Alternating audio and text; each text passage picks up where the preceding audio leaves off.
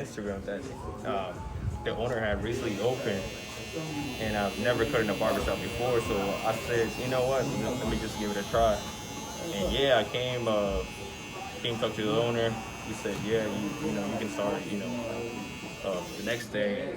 It's, ever since then, it's been a ride.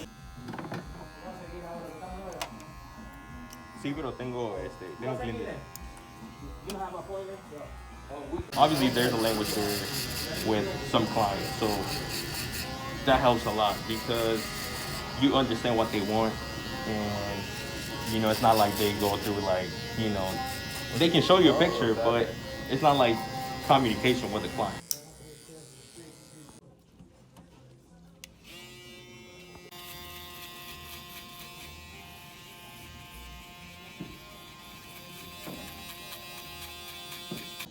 Give a good service, make the client feel comfortable.